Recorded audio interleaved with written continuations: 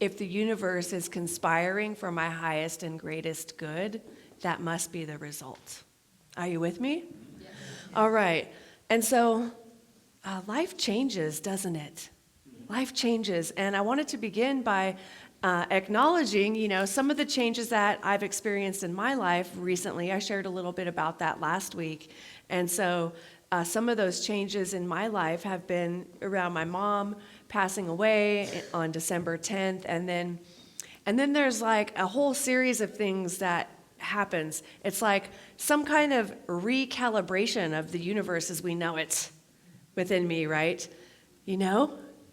And I can see and witness all these things happening externally, and all the things and the tasks and the to-do items that I'm called to do, and some of it is reluctant, and I do it. You just keep putting one foot in front of the other, right? And experience that love and stay in that love and know that everything is changing and things are consistently changing. And how can I, as a spiritual being having a human experience, how can I be in this presence of all of the change and transformation while also staying rooted in the divine and remembering who I am? Right? Sometimes it's hard. But we fall down and we get back up, don't we? It's just what we do. And so we experience these changes in life. And for me, these are some big changes. And I've actually really noticed the transformation and the life changes for our little dog, Roxy, the Yorkshire Terrier, who was my mother's dog that is now our dog. Of course, yes? She is so cute. I'll show you a picture later if you want. But life has changed for her too. And we have been observing that she has her own little conditioned behavior, and you, like all of us do, right? She's got some conditioning from being with my mom. Imagine that. And it was like, why is she doing that? Why does she only do this and not that? And for instance, she'll come up to Travis and jump up and get right here on his neck and like love on him, and then she'll just come over and look right at me. And he's like, hey, give mama some kisses too, right? And she's just like, and I remembered something about my mom in those moments, right? I remember, in fact, every time she does this, I remember that, mom didn't want her jumping on her, because my mom would easily bruise, and she had real thin skin, and there would be skin tears. And so Roxy got scolded every time she kind of jumped on my mom, right? And so she learned not to do that. And so even though I'm not my mom, but I also am my mom, right? Mirror, mirror on the wall, I am my mother after all. You know that? Have you heard that one? Right? Oh, God. Oh, yes, it's true, honey. It's true. Even though I'm not, I'm that person in her life, right? And so isn't that fascinating? It's so fascinating, the lessons that we learn from animals, and sometimes I wish that she could talk. Oh, wouldn't that be fun? But anyway, conditioning. And so isn't it fascinating how life changes for us, and sometimes we're still doing what we were doing before because that's all we know. However, the calling is for us to realize and recognize that, it's a new life. Everything is made new. All things are made new. That means I get to be new too. And I can release the conditioning of the past and whatever ways of being that no longer serve me, and bless them and thank them for getting me to where I am, and then at the same time allow myself to be made new. Are you with me? Absolutely. It's a new life, my friends. It's a new life. And every day that we wake up is a new day. It's a brand new day. And so that brings me to a little bit about the grand rising. And so I wanted to share this simple morning practice of being intentional with how we start our day, and greet others that allows us to ground ourselves in this truth every day. And it takes practice. As you heard me, I already forgot to do it a couple times. And it's a practice, you know? And so a grand rising is really connecting us with our faith in truth, love, and beauty. And so in the context of ways in which we greet the day, grand rising means something a little different from simply saying good morning. So the spiritual angle for saying grand rising, I mean, I just feel that within me and the power of that and how uplifting it is, don't you? And so, however, when we sleep, the conscious mind rests. However, it is believed that our subconscious and our unconscious minds are actually in a state of travel. So our subconscious and unconscious minds are traveling to other realms when we're sleeping. Now, if we accept this as our understanding of truth as sleep, then saying grand rising is really giving thanks for returning back to our bodies after being away from it for such a long time. I mean, 8 hours. How many of you get at least 8 hours of sleep a night? Right? Whoa, not very many of you. We're going to need to talk about this. 8 hours is so good for you. And so it's an opportunity to have your unconscious and subconscious go out and do the work and then come back in the morning for that grand rising. And so that's really what it's about. So grand rising is celebrating this act of our bodies, our minds, and our spirit holistically rising together. And that is a mighty and magnificent force, and that is who you are. So grand rising, beloveds. Grand rising. Yes. All right. And so there will never be an end to any of the eternal verities like truth, love, and beauty. There will never be an end to God, nor any of the attributes which are co-eternal and coexistent with God. If we are wise, we shall cultivate a faith in these realities. And that's a quote by Ernest Holmes. So once again, that is affirming and stating in a different way that, hey, regardless of how big our challenges are, regardless of how big they are, Spirit is always present. Sometimes we forget and we're faced with a challenge, and then we start thinking things like, oh, what are we going to do? And I don't know how to do this, and what's going to happen? And we go into fear and doubt and uncertainty. But if we can remember, Spirit is always present, and it has our backs and our fronts and our sides and our aboves and belows. It's here and available to us. We remember that life is unfolding perfectly, even when it doesn't seem like it. I love it. And so again, the morning practice that we have been called to practice throughout the month of January is grand rising. So I invite you in this moment to turn to those around you and just practice saying this, grand rising.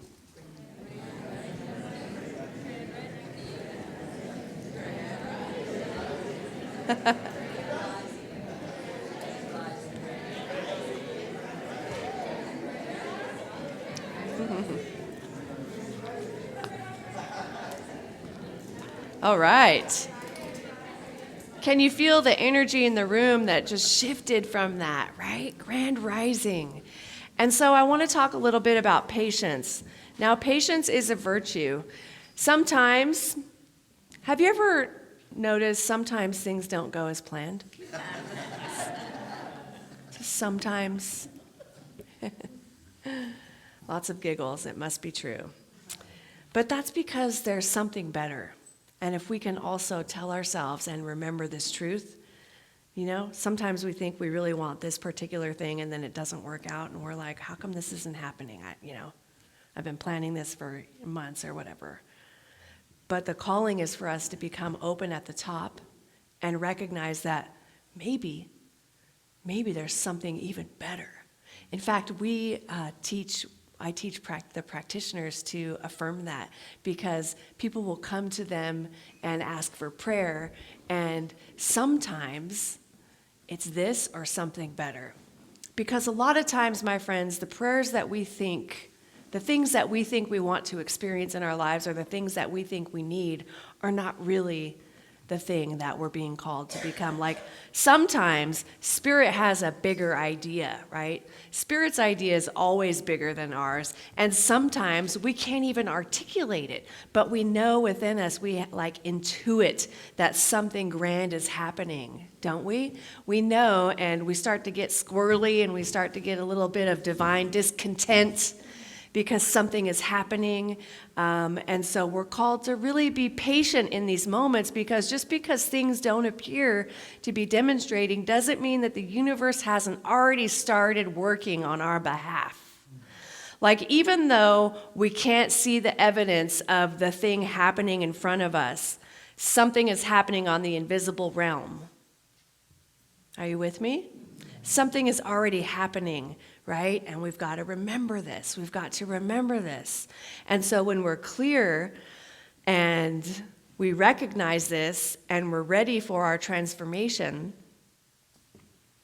we lean into patience and recognize that waiting is not just waiting. Like, we're not just waiting. Spirit's actually preparing us. The divine is preparing us. We are like that seed that we think is dormant. However, it's about to come bursting forth into manifestation in the most beautiful, magnificent way.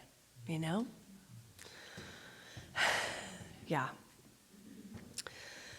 And so we want to pay attention to the gifts, the blessings, and the lessons in our current experience that we may not be noticing. What's out there? Okay. Cool. Yeah, I do. Need a little rearview mirror. So, friends, gratitude and patience are valuable qualities to lean into as we allow for our personal and collective grand rising.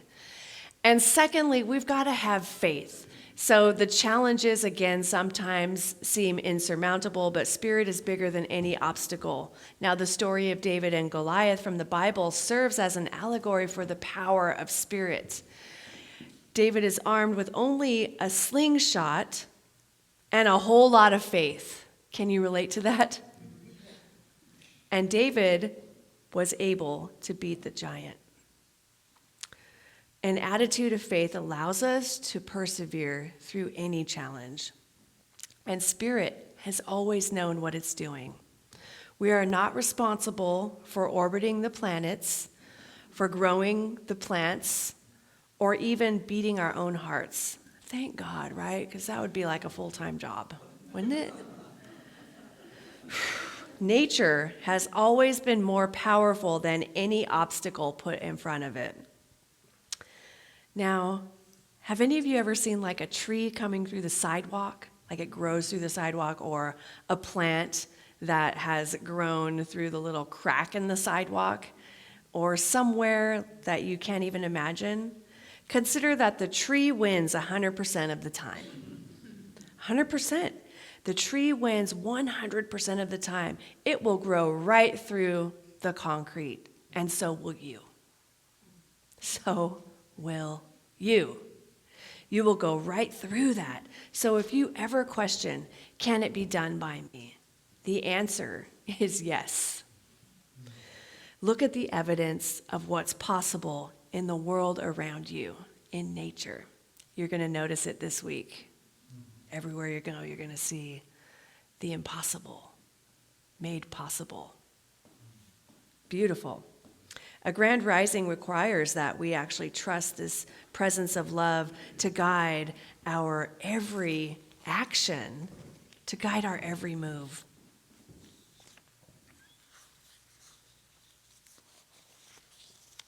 I got a lot of papers up here today. Oh, there we go. Oh, so got a great story here for you. So in the original Star Wars series, how many of you like Star Wars? So much good spiritual wisdom in these films, yes? And George Lucas was actually, he studied the science of mind, so it's filled with our principles and the principles of this teaching. But in the original Star Wars series, see if you remember this, Luke Skywalker is learning the ways of the Jedi. And that's simply spiritual teachings about the energy of life itself, right? And so in the Star Wars universe, spirit is actually called the Force. And like David and Goliath, young Luke Skywalker is faced with taking down the massive empire by hitting a tiny little target within the Death Star. So Luke closes his eyes and trusts the Force to lead the Rebel Alliance to victory. Even though this is a fictional story, it is a hero's journey. And it's the hero's journey as an imaginative expression of the same hero's journey that we are all on, right? We're aiming for this little target, aren't we? And we're called to trust and have faith that we are being led to it. So it doesn't matter how big the challenges are in your life or how little you think you are, how small you think you are in the grand scheme of things, because you are not. You are not small, my friends. You are as mighty and magnificent and as eternal and vast as the space that spans beyond the myriad universes. We have the power of the Force, which is spirit, guiding our every step to dismantle any of the systems that no longer work for us individually in our lives, in this community that's Awakening Way Center for Spiritual Living, and in our greater communities. We, Awakening Way Center for Spiritual Living, are strong, and Spirit is working through us. And it is a force to be reckoned with. It is powerful and magnificent and amazing. And so are you. So, my friends, remember to use the Force, okay? Now, starting each day with the consciousness of a grand rising is a simple way to consciously incorporate spirituality into our lives. We aren't simply believing in a good day or a great day ahead. Each day begins in a grand way. Now, I love this idea of starting the day with an intention and having my intention be a grand rising. It's like something big is happening. It's already happening. I haven't even gotten out of bed yet, you know? And there's something grand happening, something bigger than my small self. Something magnificent is happening. Something wonderful is happening as me right now. Yes? So powerful. And so beginning with this grand way is like so amazing. Oh, I was saying, I remember before not setting intention, and it was like just waking up in the morning years ago and being kind of like a victim to the day. Remember that? Well, whatever happens is going to happen. Come what may. I hope this doesn't happen.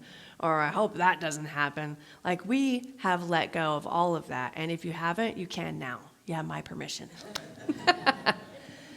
And set that intention, because as we set our intention in the morning or wherever we are throughout our day, and you can do this all day, right? You set your intention, and then the universe conspires, because why? It's always conspiring for our highest and greatest good. And we are like, literally, the universe is rolling out the red carpet for us to dance our way down through our day. Did you get that visual? All right.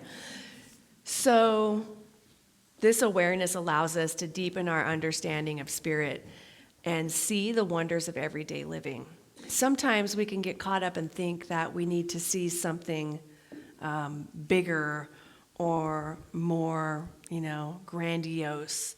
But it's happening right here, right? Like it was happening this morning when I got up, and I was a little bit late with things, and, Spirit was right in the middle of it.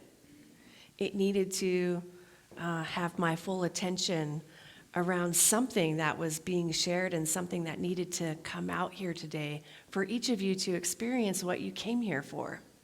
Yes? Yes. And it's all okay. So wherever you're at, it's all okay. It's perfect, in fact. Feel that in you, what was that? Amen. Thank you. Feel that sense of everything is perfect. Like there's really, like there's nothing wrong here. There's nothing wrong here. Even if there is. You're like, what's she wearing? That's so wrong. Why did she start the service that way? Wrong, or whatever. This person shouldn't look this way. They're wrong. It's wrong that this is happening. It's wrong. If we can let go of the idea that there is something wrong here, we are free to create something so right, to co-create with the divine what we believe is magnificent and wonderful and glorious and great and grand and all the adjectives you can imagine. Yes.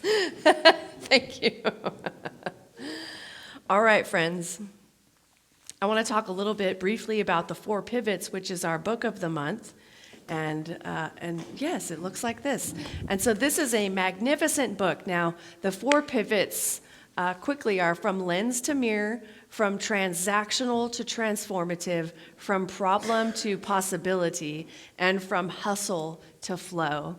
And so last week I talked about the first pivot, which is moving from lens to mirror. And so with this pivot, we're challenged to reverse our focus from looking through a lens and focusing on what we believe problems are out there, because we do that, right? That was the whole, something's wrong here. The problems out there, what we believe the problems are out there, whether it's in our direct family, that we live with, our beloved folks, or our friends or communities, or the government, et cetera, to shift that into looking deeply into a mirror at our own reflection. To move from lens to mirror. Now, if any of you are wondering, let me stipulate that, yes, there are real problems, right? Problems. There are things that need to be transformed in the world. But irrespective of what's happening within us. However, every individual can absolutely benefit from periodically taking a hard look into the mirror to own the responsibility that we have to change ourselves first. This pivot calls us to hold ourselves accountable for working better together. After all, you may have heard this before, we don't see the world as it is, we see the world as we are.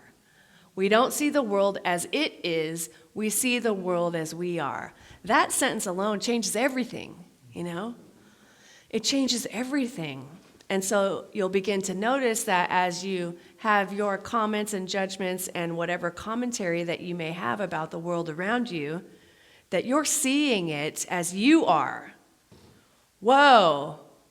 And then the transformation, there's another transformation there, isn't there? Because as you recognize that, you begin to declare and claim what it is you want to see and experience in the world, which is going into the third pivot.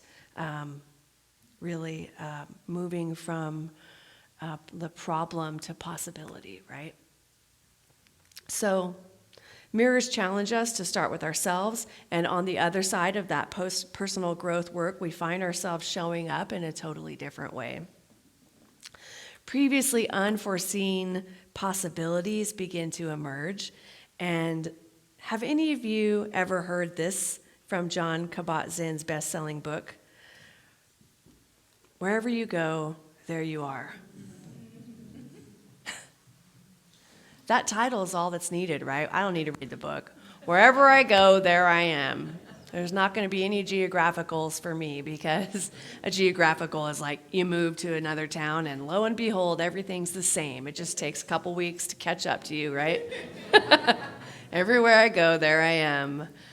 Oh, so we're called to question ourselves. What patterns am I bringing with me? What am I replicating wherever I go? What might open up for me if I spent some serious time looking in the mirror and looking at myself, my habits, and my motivations? So this takes us into that second pivot of to move from transactional to transformational. And so this is to move from transactional in our relationships to transformational.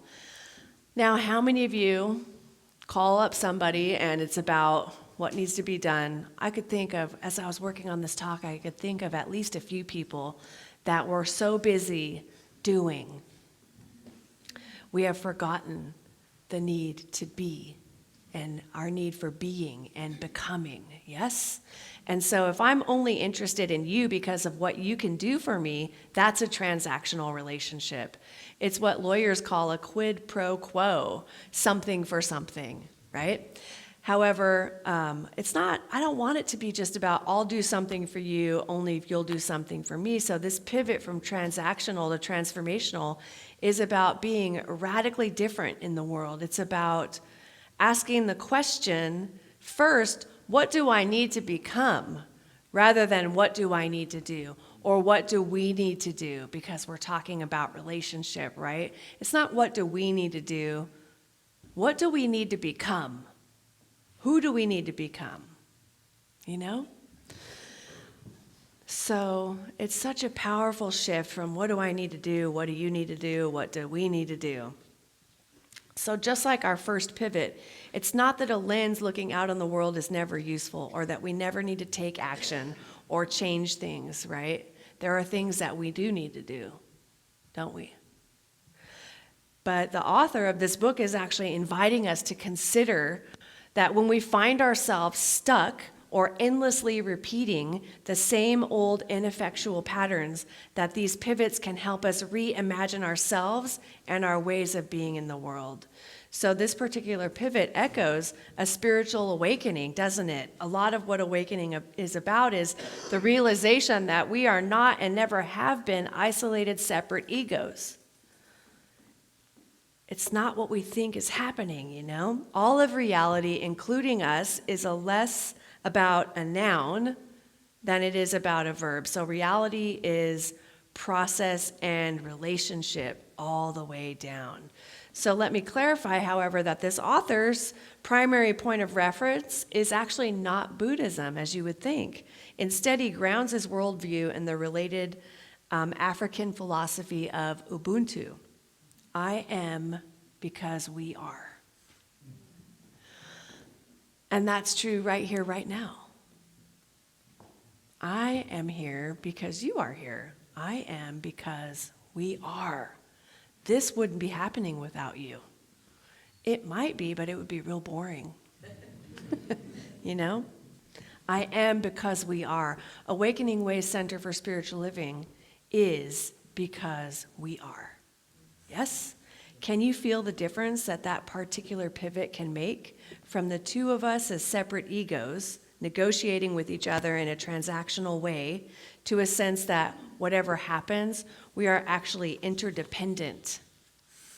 We're actually interdependent. We depend on each other, yes? So from this perspective, even when one of us comes out on top, we are still both caught up in the ramifications of everything, yes? We're interrelated, my friends, and Dr. Martin Luther King Jr. said it this way: injustice anywhere is a threat to justice everywhere. We are caught in an inescapable network of mutuality, tied in a single garment of destiny. Whatever affects one directly affects everyone indirectly.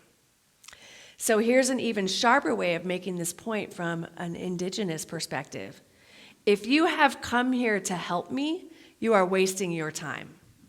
But if you have come here because your liberation is bound up with my liberation, then let's get to work. Right? Ooh, I got the God bumps. So that pivot, what do we need to do to what do we need to become, is powerful. And it's also what the Unitarian Universalist seventh principle calls the interdependent web of all existence. So listen to that passage of indigenous wisdom one more time. If you have come here to help me, you are wasting your time. But if you have come because your liberation is bound up with mine, then let's get to work. So this quote absolutely embodies that second pivot, moving from transactional relationships to transformational. And then the third and fourth pivots we're going to cover next week, which are moving from problem to possibility, one of my favorite topics, and moving from hustle to flow, which we all definitely need to experience more of. And now to wrap it up, my friends, I do have a lot of notes. This is what happened to me today. I was like, what's happening? Another thing that's happening in my life is that we have the estate sale for my mother, and there are people at my mom's house right now picking up stuff. And so all week we've been watching these things online happen and go, and it's just, there's something happening with it all, right, within me. And I'm like, no, don't sell that. I'm going to bid on it. Wait, we're bidding on our own stuff. This is so weird. Why is this happening? Do we really need that? I'm not sure what's going on. Outbid them. And then there's like a bidding war happening. Just like, that's my energy, okay? So thank you for loving me. Now they're picking the stuff up at Mom's house right now, and so Spirit is right in the middle of this, though, you know? Everything is fine. Everything is more than fine. Everything is awesome. Thank you for laughing. Thank you for laughing with me. Yeah, everything is awesome. And so, friends, in conclusion, the universe is always conspiring for our highest and greatest good. Accept this. Believe it. Believe it.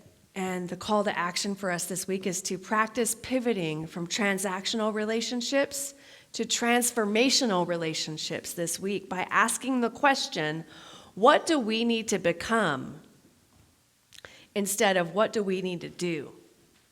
What do we need to become in order for this vision to manifest in my life, for the divine's highest and greatest idea of itself as my life to come into form? What do we need to become? And remember the African philosophy of Ubuntu. I am because we are. And contemplate this. We don't see the world as it is. We see it as we are. And ask yourself the question, where have I been projecting my view of me onto the world? And can I heal that place within me by bringing more love to it? And my favorite final question, what else is possible? What else is possible? Because that opens it up. What else is possible? And so I'm going to now invite Travis to come up and prepare for our closing prayer. And as he does that, I invite you to just, do what I call the religious science shuffle, which is to sit up straight, move your legs, shake your legs, scratch your nose, blink your eyes. Whoa, thank you. And do whatever it is that you need to do to get comfortable in your chair. And know that we just heard a whole lot of words. A whole lot of words just came out. And we can now relax. Relax. Whatever you have in your lap, you can set it on the floor. It'll be there when this prayer is complete. And turn your attention inward with me, if you will. And if it's not comfortable for you to close your eyes, I invite you to rest your gaze gently a few feet in front of you.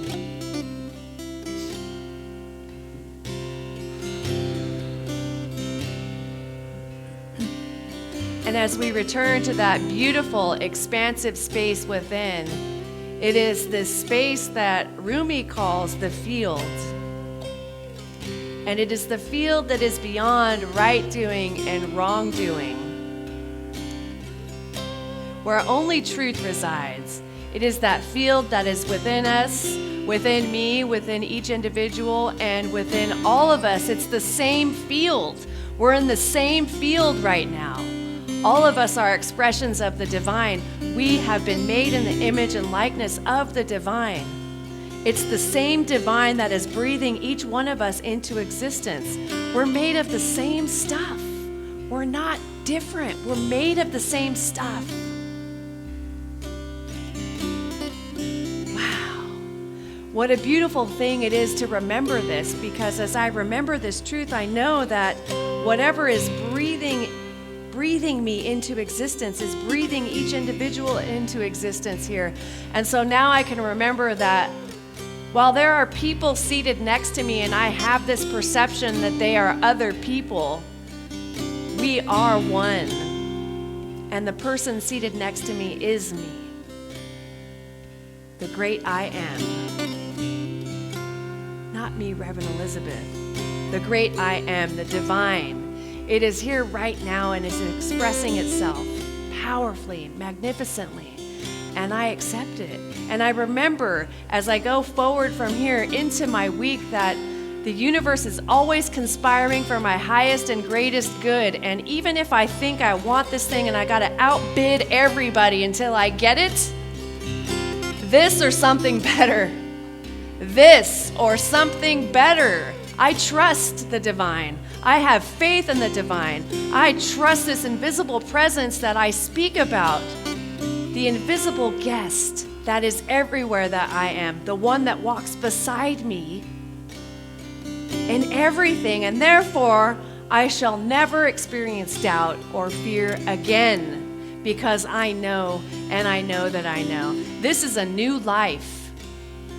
And we are collectively experiencing a grand rising. A grand rising in my own individual life and in each individual life here and in this community. Awakening Ways Center for Spiritual Living experiences a grand rising.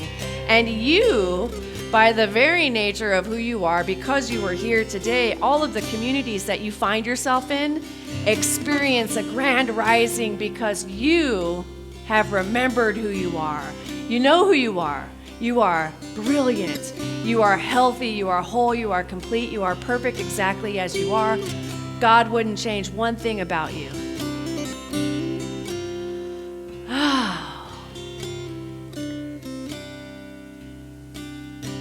Who do I need to become for this great vision of my life to manifest? Not what do I need to do? Who do I need to become? Open, willing, grateful, accepting, trusting. Who do I need to become? This is the question we will continue to ask ourselves as we go forward from here. And we will listen, because the universe responds always, in all ways. It's just what it does. And now that we know we are tuned in and tapped in and connected and directed to source energy, we can relax. We don't have to be the ones that cause the planets to spin. Spirit is doing that. We don't have to be the ones that cause our hearts to beat. Spirit is doing that. Spirit is doing a lot of the footwork for us so that we can be all that we came here to be. And today is the day. Today is the day of my grand rising. Today is the day of your grand rising. All you have to do is say yes and put one foot in front of the other. You are cared for and prepared for by the divine. And I am so grateful for this. I'm so grateful. I'm so grateful for this day. I'm so grateful for this community. I'm so grateful that this prayer is already complete. That as we send this prayer with great gratitude into the loving and creative action of the law, I know it is already done. It's already so. Something magnificent is already happening. You can't stop it. Just get into the flow and let yourself be who you came here to be. It is so good. You are so good. God is so good. And I am so grateful. I let it go and I allow it to be. And so it is. Thank you.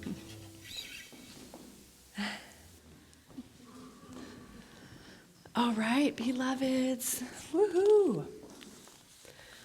So lastly, I want to invite our musicians to come up and and get ready for their closing song.